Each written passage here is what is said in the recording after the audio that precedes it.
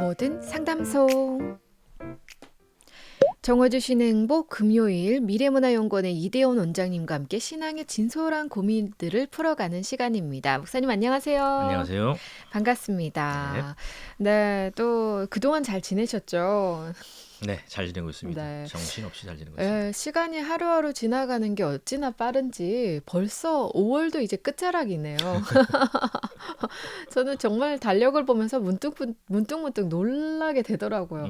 아니, 숫자가 이렇게 순식간에 정말 1, 2, 3, 4, 5가 그냥 순식간에 훅 지나간 것 네, 같아서. 맞아요. 목사님도 이거 학기를 이제 마무리하고 계시는 중일 것 네, 같은데요. 6월 아마 한 중순까지 갈 겁니다. 네. 네네.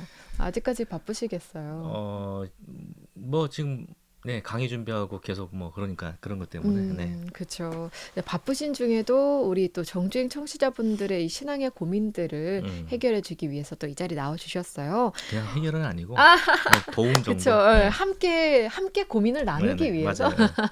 네, 그렇게 정정하겠습니다. 네. 자, 그러면 오늘 질문을 함께 나눠보도록 할게요. 네. 오늘은 이런 질문이네요. 들려드릴게요. 저는 기적을 체험해보고 싶어요. 그런데 이단 사이비에서 기적이나 치유를 자꾸만 이용해서 그런지 이 기적과 치유에 대한 이미지가 좋지 않아요. 신앙을 가졌지만 기적과 치유 같은 것들을 바라는 것 잘못된 것일까요? 라고 남겨주셨어요. 그 기적을 체험하고 싶다. 기적 체험을 원하는 것이 잘못이냐? 아니요, 잘못 아니에요. 잘못 아니에요. 그쵸. 괜찮아요. 오히려 기적의 체험이 우리의 그 신앙의 좀 더 깊은 영역으로 우리를 끌어들일 수 있는 길잡이 역할도 할 수 있어요.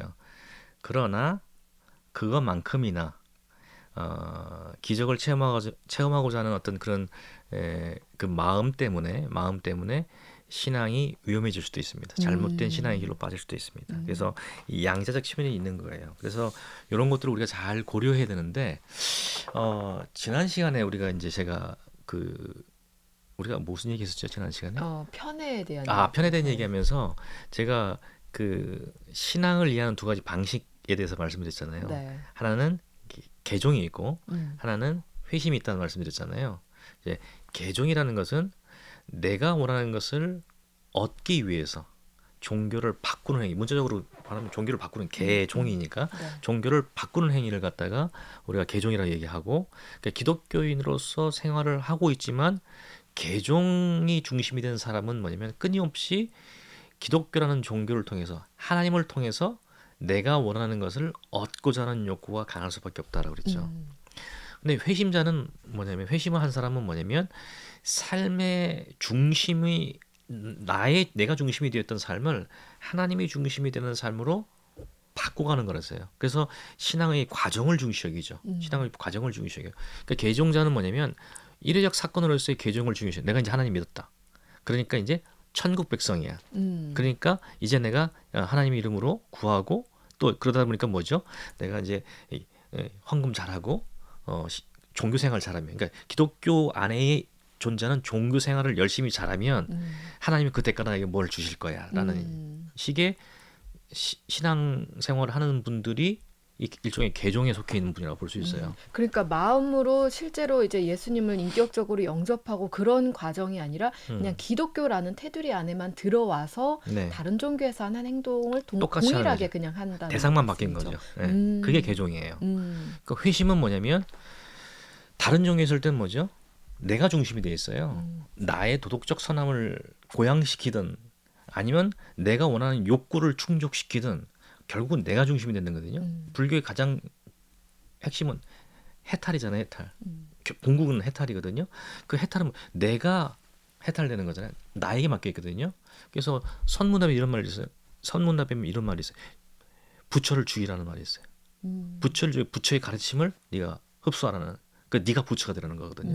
그러니까 이러한 것들이 일종의 다른 타 종교들이 추구하는 기본적인 종교의 원리예요. 근데 기독교는 그 타 종교들하고 절대 다른 게 뭐냐면 네가 중심이 되는 것을 요구하잖아요.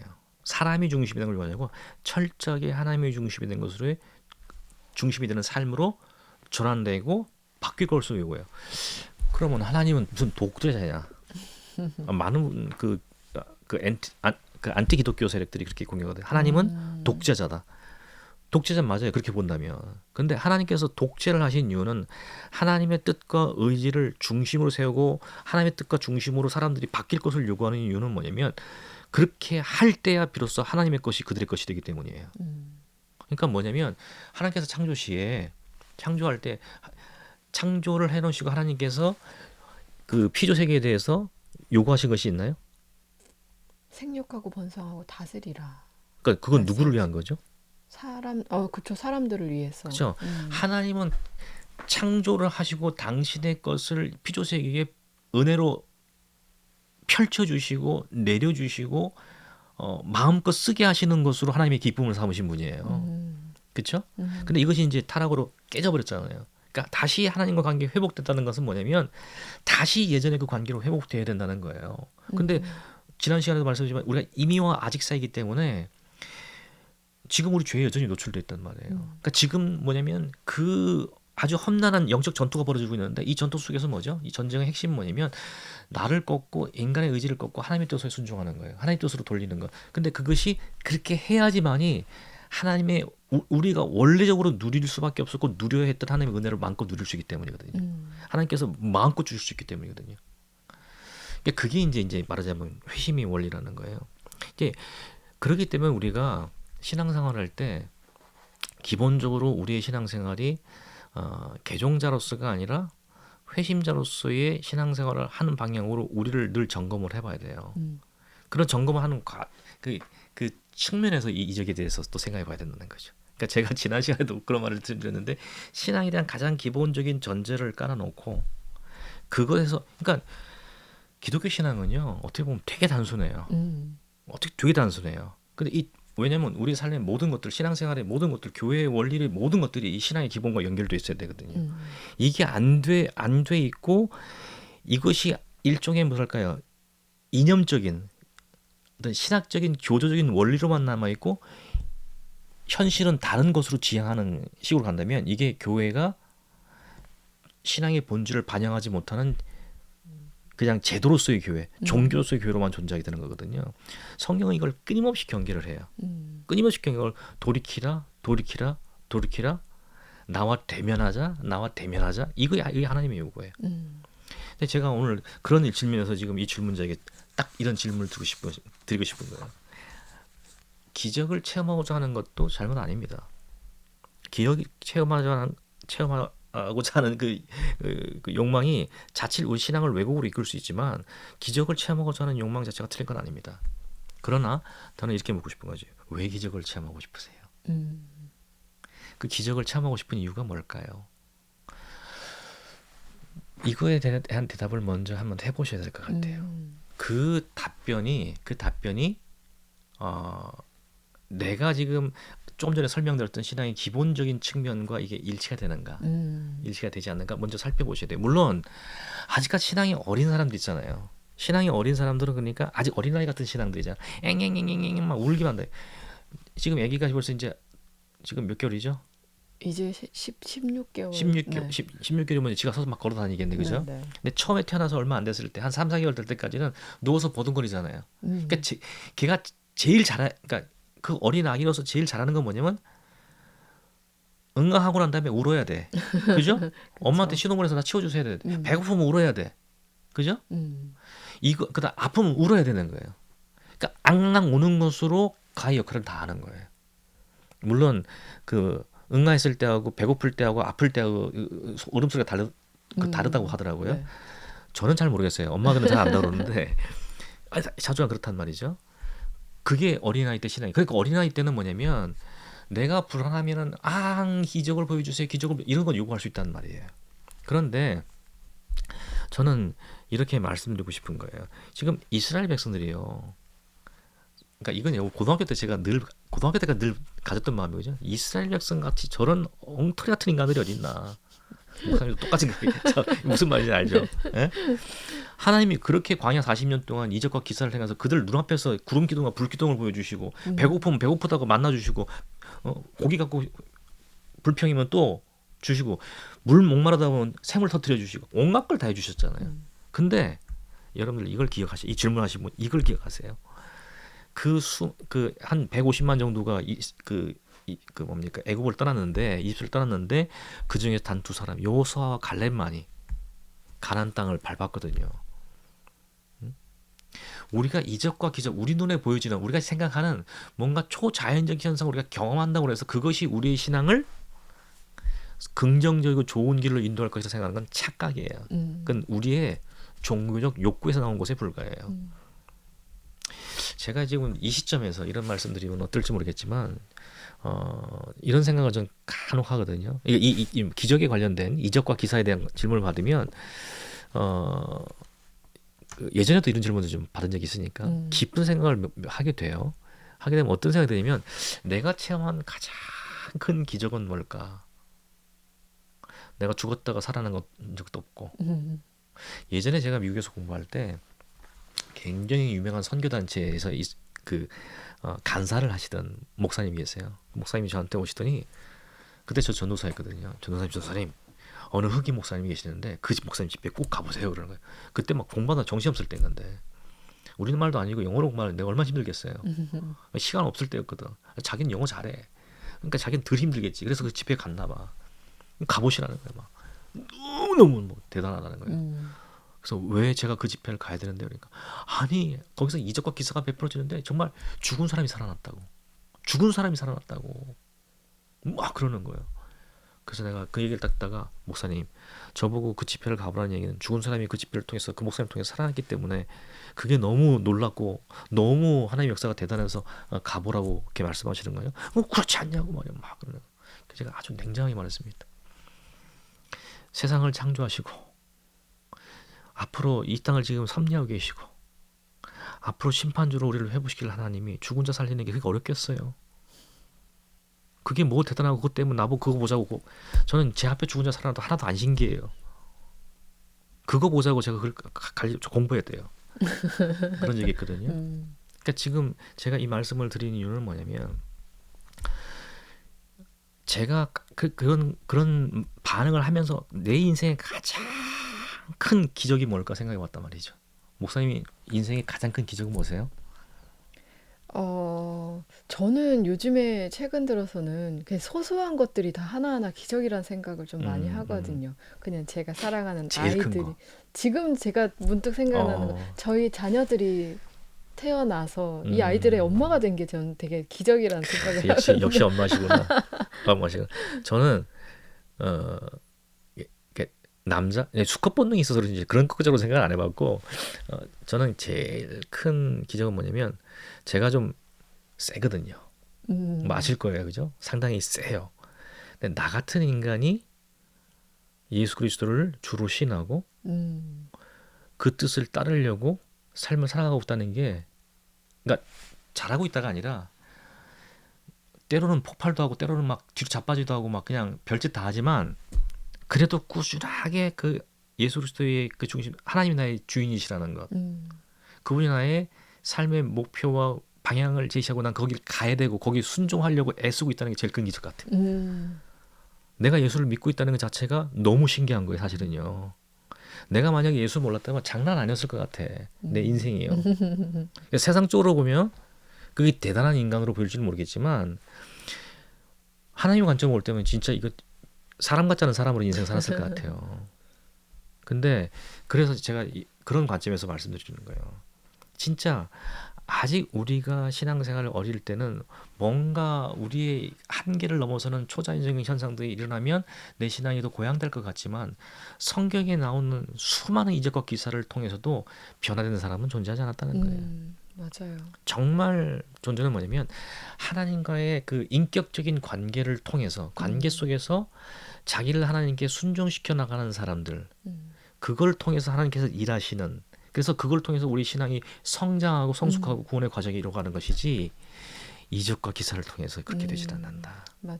그래서 저는 많은 분들이 우리 신앙생활 하시는 많은 분들이 뭐 방언의 은사가 있다, 뭐 예언의 은사가 있다, 병 고치는 은사가 있다, 뭐 그런 뭐 어느 권사님 찾아고 어느 기도원에 가고 막뭐 제 앞에 와가지고 막 자기도 그 체험했던 것들 말하시는 분들이 간혹 계세요. 그럼 저는 일단 다 들어드려요. 다 들어드리고 그리고 그건 그거의 가치를 제가 폄하하는 건 아닙니다. 정말 귀한 거예요. 그렇죠. 하나님이 은사를 주신 것이고 다만 무엇이 됐든 간에 그 모든 은사들은 뭐를 위해 사용돼야 돼요? 하나님을 위해서. 교회를 세워나가는데 하나님께서 몸으로 여기시는 교회를 세워나가는데 사용돼야 돼요. 그 제가 제일 안타까운 게 뭐냐면 그런 이적과 기사를 행하시는 분들 또 많은 기독교 리더십에 앉아 계신 분들이 어느 순간 예전엔 안 그랬던 분들이 어느 순간 자기가 영광의 중심에 가 있는 거예요. 그리고 그 사람들을 추종하는 사람들이 수많은 기독교인들이 있어요. 하나님이 그걸 어떻게 보실까 하는 거죠. 맞아요. 하나님이 그걸 어떻게 보실까. 그러니까 저는 오늘 이 질문하신 분에게 어떻게 보면 약간 실망스러운 답변일 수 있습니다. 실망스러운 답변일 수 있어요. 뭐냐면 이적과 기사를 추구하는 거, 기적을 체험하고자 하는 것은 본질적으로 잘못된 건 아니에요. 정말 지금 이 질문하신 분의 인생의 삶의 기적과 이사가 필요하시다면 구하세요. 필요하시다면 하나님께서 보여주시고 베푸실 겁니다. 그것이 뭐 본인의 삶을 통해서든 아니면 누구를 통해서든 보여주실 거예요. 그런데 그것으로 인해서 내 신앙생활을 더 성장시키고 확립시켜 나갈 것이라고 생각하는 건 착각이에요. 절대로 인간은 그런 존재가 아닙니다. 그러니까 내가 체험에 기반한 신앙을 추구하는 사람은요, 그 체험을 하고 난 다음에 그 체험이 지나가면 더 큰 체험을 추구하게 돼요. 그러니까 신앙생활의 본질, 그게 사단이 우리를 속이는 거거든요. 원래는 내가 그 이적과 기사를 추구하고 어떠한 경지를 추구하는 것이 사실은 내가 하나님을 체험하고 싶고 하나님을 알고 싶고자 하는 그 순수한 욕심에서 출발한 건데 그 욕심을 사단은 속인단 말이에요. 그래서 우리의 삶의 방향들을 우리를 틀어버려, 살짝 트는 거예요. 그러니까 사단이 우리 보고 기적을 체험을 추구하지 마, 예수 믿지 마, 이렇게 요구하면 얼마나 쉬워요, 상당히가. 근데 사단의 별명이 뭡니까? 속이는 자예요. 그 성경에 보면은 사람의 수는 4고 사단의 수는 6이고 하나님의 수는 7로 나오는데 하나님과 사단은 6, 7이잖아요. 우리와 사단은 4, 6이에요. 게임이 안 된단 말이에요. 그렇기 때문에 우리가 그 사단의 괴략을 우리가 이해할 수 있고 알아챌 수 있는 유일한 방법은 우리가 하나님과 연결되는 것밖에 없거든요. 그래서 진짜 기적은 지금 어떤 삶의 형편에 처해 있든지 간에 아마 어려운 그러니까 신앙적으로 여러 가지 어려움이 있기 때문에 이런 질문을 했을 수도 있겠다는 생각이 들거든요. 근데 저는 이렇게 권면하고 싶어요. 지금이라도 하나님 앞에 무릎 꿇고 기도로 나아가십시오. 그리고 당신의 삶 속에서 하나님의 뜻이 이루어지기를 위해서 간구하세요. 제가 딱 예언 하나 할까요? 저 예언의 은사가 있습니다. 착각하시면 안 돼요. 성경에 나오는 예언의 95%는 말씀의 은사입니다. 예. 어쨌든 제가 예언하면 뭐냐면 만약에 지금 이 질문하신 분이 그런 신앙에 대한 삶에 대한 어려움 때문에 기적을 체험하시고자 하신다면 그것이 이제 제 예측이 맞다면 제가 시키는 대로 하면요 놀라운 진짜 기적을 체험하게 될 겁니다. 궁금한데요. 궁금하죠? 지금 있잖아요. 지금 제가 조금 전에 말씀드린 자신의 삶을 하나님 앞에 그냥 있는 그대로 내려놓고 하나님의 뜻이 당신의 삶이 지금 질문하신 내 삶 속에서 이루어질 수 있도록 그걸 내가 볼 수 있도록 위해서 기도하는 시간 딱 3시간만 기도하십시오. 딱 3시간만 기도해 보세요. 진심을 다해서 3시간만 기도해 보세요.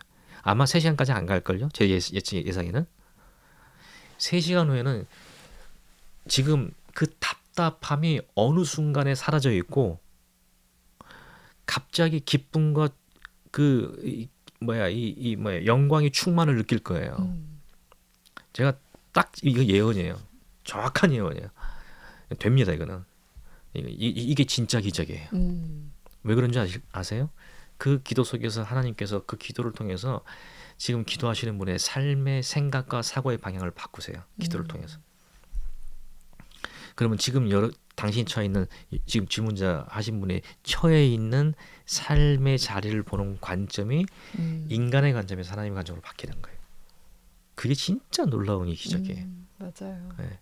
그거를 아마 아시게 될 거예요.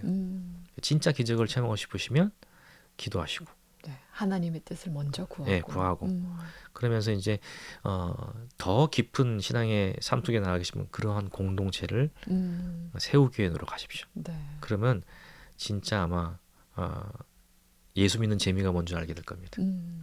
저도 사실 요즘에 최근 들어서 저희 남편하고 이런 대화를 했어요.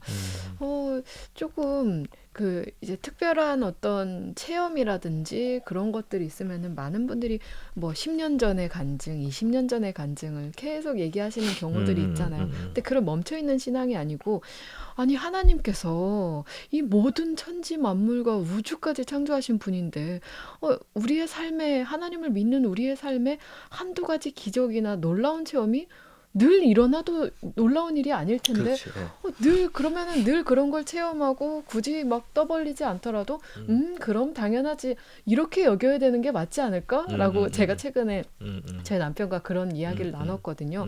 근데 정말 그렇잖아요. 그렇죠. 왜 저희는 그 놀라우신 하나님을 아버지로 두고 있으면서도 아버지한테 요구하면은 주님이 주시고 또 주님께서 원하시는 것들 우리 삶에서 이뤄가시는데, 좀 정말 성숙한 그리스도인이라면 좀 더 그런 삶을 살아야겠구나. 그렇죠. 예. 어떤 기적이나 이적에도 어떤 면에서는 초연한 모습이랄까요? 당연히 목사님 하셨던 것처럼 당연히 주님은 그 정도는 하실 수 있는 거니까 뭐 그런 마음으로 살아가는 게 바른 자세가 아닐까라는 생각이 들어요. 그게 이제 제가 아까 말씀드렸던 회심의 삶이에요. 예. 그러니까 회심은 과정이거든요. 우리가 자빠질 수도 있고 넘어질 수도 있습니다. 그런데 궁극적, 그러니까 제가 이제 가끔 하는 게 뭐냐면, 물론 이 해석하고 원리, 그러니까 해석학적 나선이라는 게 있거든요. 이런 나선이 올 때 저는 이걸 옆으로 이렇게 기울여 보세요 그래요. 45도로 이렇게 되잖아요. 결국은 계속 상승하게 돼요. 그런데 때로는 좌절도 하고 절망도 하고 다시 회복되기도 하고, 그게 우리 삶이거든요. 그러면서 점점 하나님께 더 가까이 나가는 거예요. 그래서 이쯤 오면 뭐죠? 이때의 모습을 보면 어린아이처럼 보이는 거죠. 그러면서 이제 신앙의 연수가 늘면 늘수록 신앙의 영적인 나이도 자라게 되고, 그럼을 통해서 어린 사람들을 돌보고 할 수 있는 영적 역량이 생기는 거거든요. 근데 너무 이런 것들을 지금 교회에서 훈련도 안 시키고 뭐 또 이런 것들 지향하지 않고 하는 흐름이 많다 보니 다들 보면 애기예요. 신앙적으로 영적으로 보면 다 애기야. 거기 머물러 있는 거예요. 그러지 않았으면 좋겠습니다. 네, 좀 말씀하신 것처럼 이런 모든 것들도 공동체를 통해서 또 함께 말씀을 읽고 정말 말씀으로 그럼요. 공동체가 함께 일어선다면 이런 고민들도 좀 더 성숙한 그리스도인이 될 수 있는 더 깊은 고민으로 이어질 수 있을 것 같습니다. 그럴 거라고 믿습니다. 네, 매번 이 모든 상담소 이제 깊은 이야기를 나누다 보니까 시간 가는 줄 모르겠어요. 오늘도 귀한 답변 또 함께 해결할 수 있는 또 뭐랄까요, 열려있는 결말이랄까요? 좀 해결의 실마리를 얻었달까요? 그런 귀한 시간이었습니다. 네. 오늘 감사드립니다, 목사님. 네, 고맙습니다. 네, 지금까지 미래문화연구원의 이대현 원장님과 함께했습니다.